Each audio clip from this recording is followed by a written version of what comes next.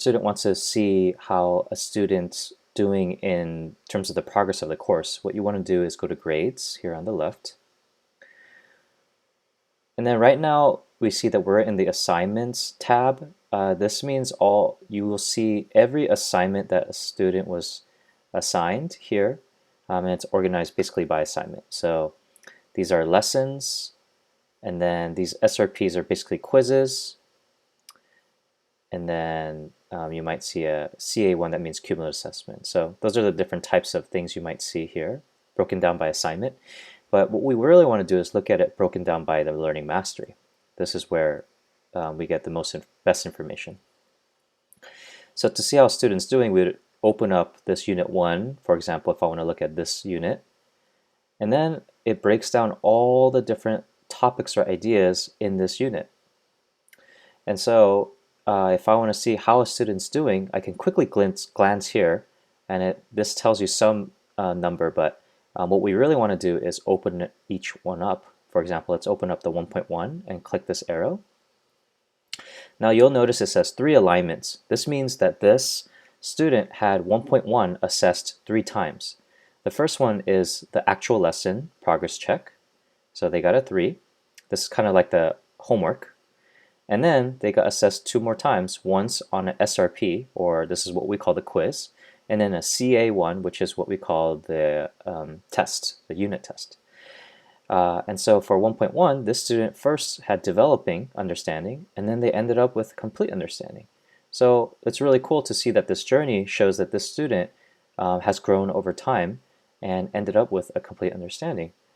And so you can do that for any one of these. For example, we can do it for 1.4, and you can see this one has 4 alignments because this one has the lesson, and then 2 quizzes, and then a chapter test. And so we can see how a student's doing on each idea. I like this a lot because this tells us more information than just how did a student perform on a test, right? Because that just tells you one number, one percentage.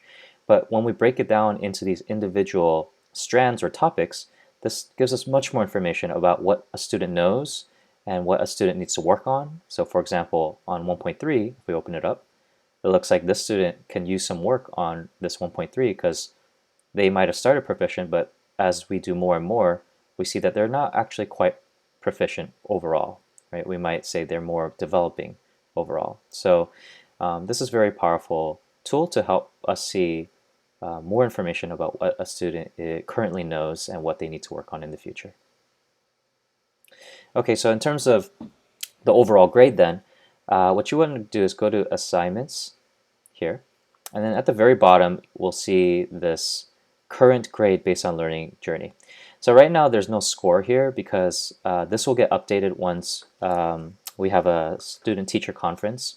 So basically the student and teacher will look at all the learning mastery topics for each one and then decide, okay, what is their overall score for each one of these, and then average them, and then use the rubric to decide what the overall grade is.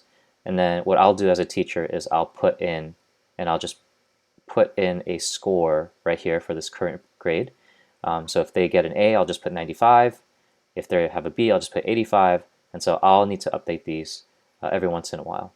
So that's how you know what the current grade is based on the most recent conference.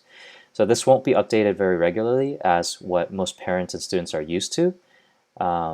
So the best way to see a student's progress is by really going to the learning mastery and seeing, okay, how are they doing on each topic? I know this is very different from a typical grading because we're so used to getting instant numerical number of like, oh, they're at an 85% or 92%.